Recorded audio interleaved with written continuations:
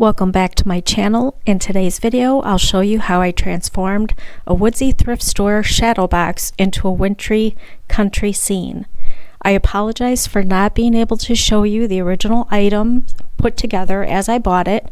I had a lot of trouble with my video files being stuck in cyberspace, and I did lose some of my footage, but you will see how the individual pieces looked. When I saw this at the thrift store, it looked like it just came off of somebody's wall from a log cabin home, and my goal was to create a cozy, neutral winter scene that I could keep in my decor throughout the winter using very basic painting techniques and details to keep that rustic look.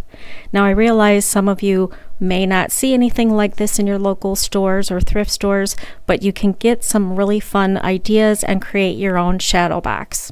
So stay tuned, and I hope you enjoy this video.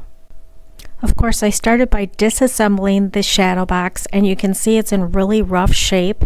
It was like an off-white color, and all of those patches are where the individual trees and pieces were glued on, so I just pulled them all off. It was quite a chore getting the frame off of this. There were a lot of different nails and things that didn't need to be there, so you can see the back of the box with the nail holes and some scrapings and things missing. So I start by making this box look a little bit better. You can see I used some spackle to cover some of those holes, and I started painting it black to see if that's the route I wanted to go, and it was indeed the color I chose. Now I start working on the inside of the shadow box, and I'm just going to paint the entire thing all black, and I'm not too worried about all of those little patches from the glue. You will hardly even notice them, if any at all, by the time I'm finished because of the way I place the items inside and the painting. But I did sand it down a bit so that I don't have big chunks of glue in it. And I love the detail of the grooves. I just think it adds to the texture of it. And all of the pieces, I was really surprised, and I love how it works with different materials. There are some wood pieces, the cabin is a resin piece, the moose is metal, so it's combining a lot of different materials and textures.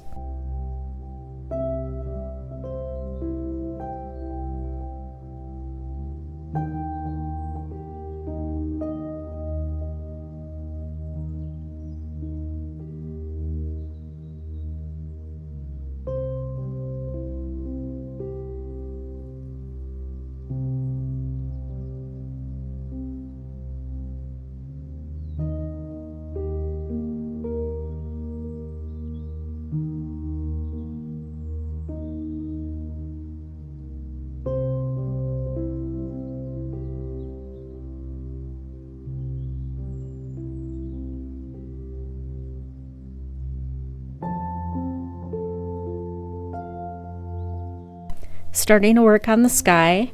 Now this was a lengthy process because I couldn't quite decide how I wanted it, and again I did lose some of my footage, but right now the important part for me was keeping the black paint wet and working over it with some really nice kind of soft whites and grays to create different depth to the sky. I also used some blue paint. It was really a matter of adding different layers and different colors to obtain different highlights and lowlights in the sky.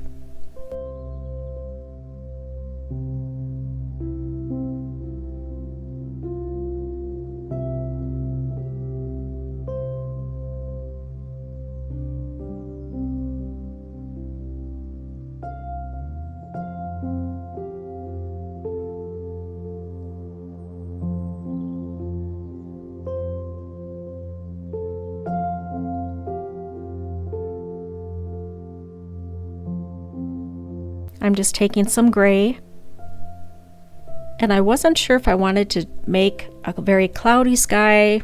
I'm just kind of going with it at this point. I have an idea in mind, but I'm not quite sure how I'm going to get there. I'm just kind of playing around with different colors and textures and seeing how I want it to look. So I'm just kind of lightly pouncing some gray onto that black paint using a very fluffy brush. Later you'll see more detail in the sky. I did end up using some chalk pastels, but the key to getting the look that I wanted was keeping the paint wet and working with a very wet paintbrush to keep those background colors smooth and seamless. So again, just pouncing some of that color on, just going around the edges with black to kind of mute those colors that I'm adding with the gray and the blue, and just gently going around the edges and softening it up a bit.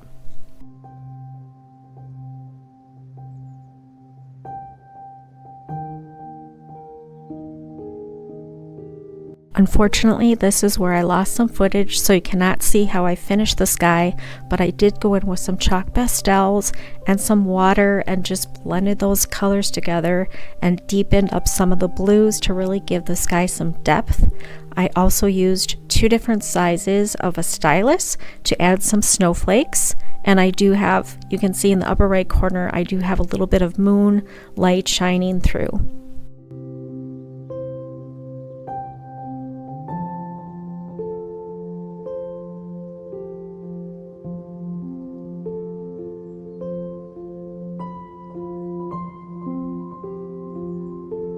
This is the frame, and it was a really dark forest green in very good shape, so it just needed a good paint job.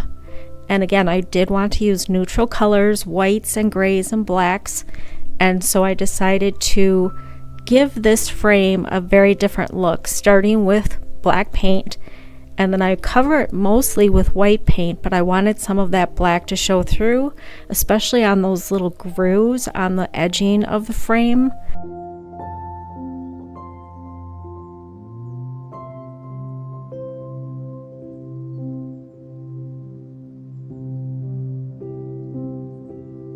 The wood used for this frame was very rough, so I used that to my advantage so that I could create some depth and use different colors on the frame. So after giving it a base coat of black, I go over it with some white, doing some dry brushing and a fan brush, and I'm just lightly going over that black. So because that wood is so rough, you can see how that black comes through. I also get some little bit of shades of gray with the black and the white mixing together, but after letting it dry and going back over it with different coats of the white, I've achieved the look that I want, which is mostly white with some black and gray peeking through.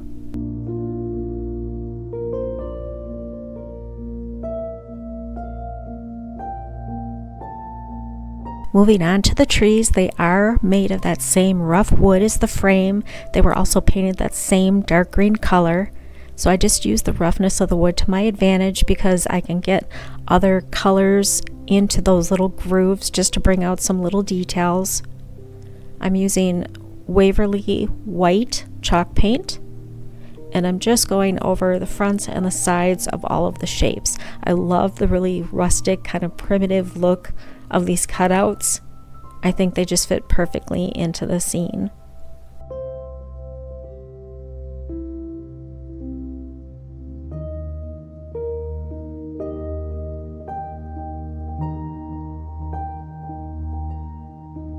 I sanded the sides of the trees along the edges, and that brought out some of that dark green color from the original paint just to define those edges a little bit more. And I'm going in with some gray and black chalk and just going over the tree really lightly to bring out some of the ridges and darker details that I wanted to add to the trees, just so they're not stark white. Moving on to the log cabin, this is made of a really hard resin, and it does have some nice grooves and detail in those logs to make it look like an authentic log cabin. Right now I'm just going to give it a base coat of gray using Elephant Gray from Waverly, and I just base coat the entire cabin in that color. I do end up painting the roof and that bottom base black.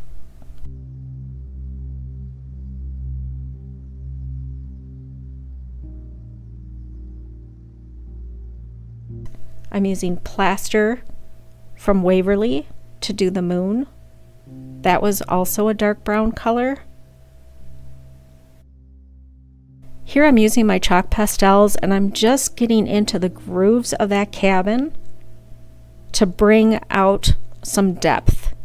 So in all of the space between the logs, I go in with that black chalk and I'm just defining them a little bit more, as well as adding some shading under the roof line and along the bottom.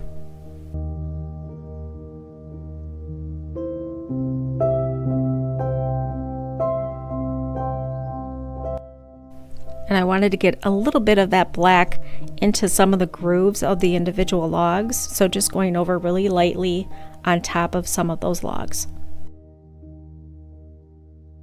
I just wanted to add a couple of snow drifts on the top of the roof and along the bottom of the base. So I go in with some white puffy paint and just kind of slowly dab the areas that I want covered with snow.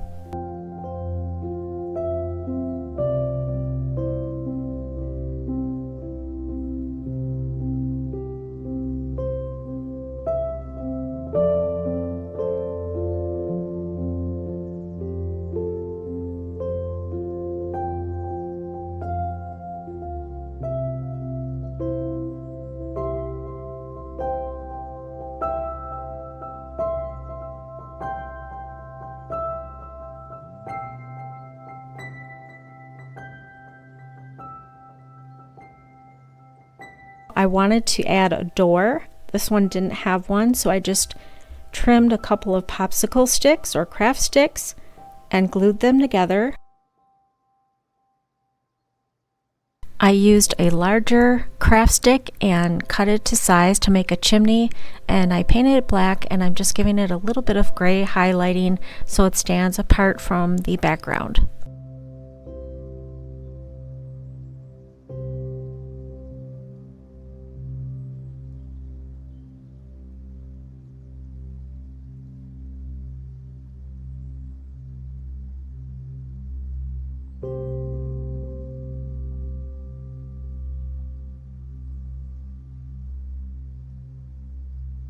I've added some shading to the mousse, so here you can see how I'm using that chalk again to just go around the edges of the mousse, adding some detail with some black, some dark gray. I used some white for highlighting a bit, but again, I just wanted to keep this really simple and basic.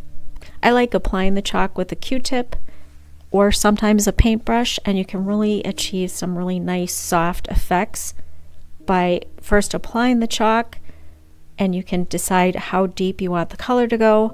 And if you're wanting to soften that up a little bit, you just go in with a clean Q-tip and go over it again, and it just blends seamlessly. Now this project, again, I'm keeping it very basic and maybe not blending as much as I would on a regular project, but you can really play around and get different results with chalk.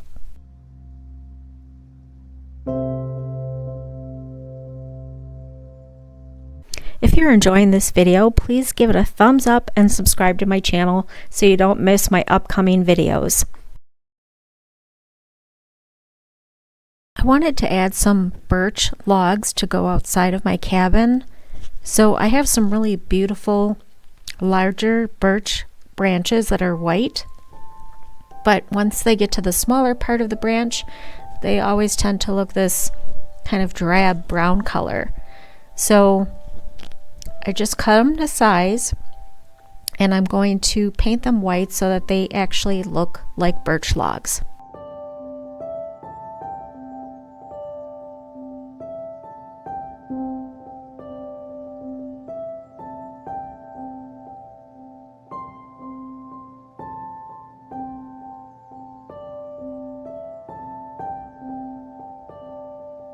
So I just wanted to have a little log stack of 3 logs to be sitting outside the cabin, so I'm just kind of measuring, make sure I have the right size logs that I need.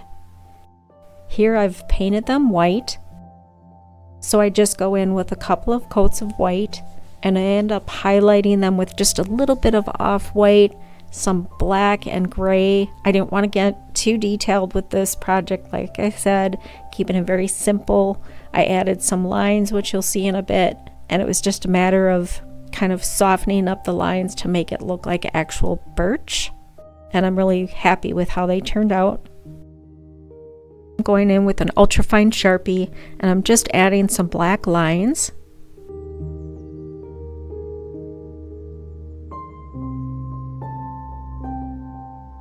I'm just going over that with the white paint just to soften up those lines a little bit.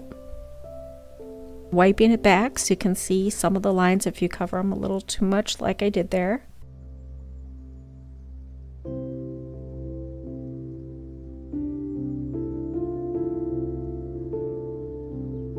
And just letting it blend in a little bit. Now I'm ready to put my pieces together in the box. So I'm just deciding on how I want them placed, and now I'm going to glue them into the bottom, which I've painted white so it looks like snow. Just wanted that moose kind of coming out between the two trees on the right. I'm just going to glue my little logs in place how I want them.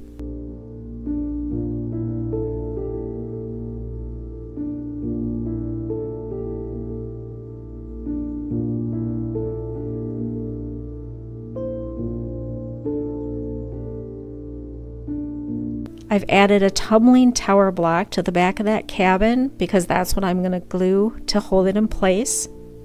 So you'll never see the back of the cabin, but I wanted just to complete it and finish it off, make it look good. So I painted the entire back a black color. And then I'm just kind of retouching some of those snowy areas with the puffy paint. Because of all of the troubles that I had with my files, as well as having to change my video editing program, I have a backlog of content that will be coming out soon. So please bear with me while I work to get on a regular schedule. I have some Valentine's projects, some crochet blankets, some hand knit blankets. I have some stitch tutorials and some really pretty neutral home decor and thrift flips. So please subscribe to my channel and hit that notification bell so that you don't miss out on my upcoming videos.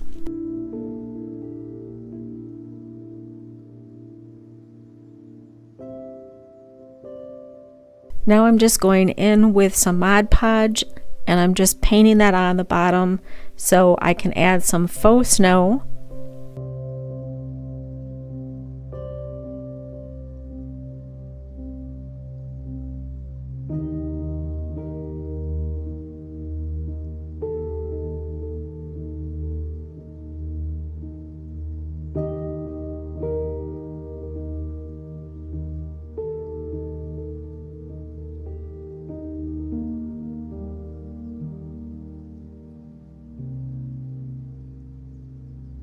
Now I really debated if I wanted to add some fairy lights to this. I thought it would be a perfect touch if I put them in the sky so that they look like little shining stars.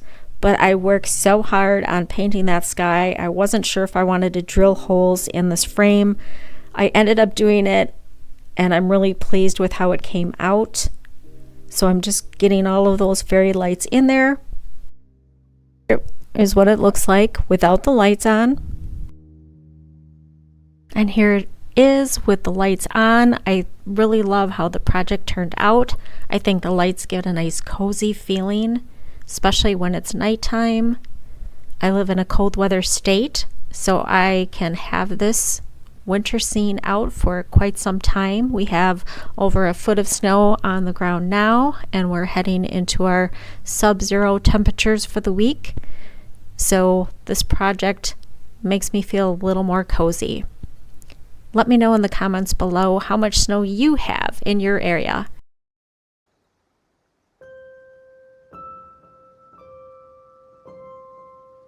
I hope you enjoyed this project and it inspired you to make a shadow box of your own.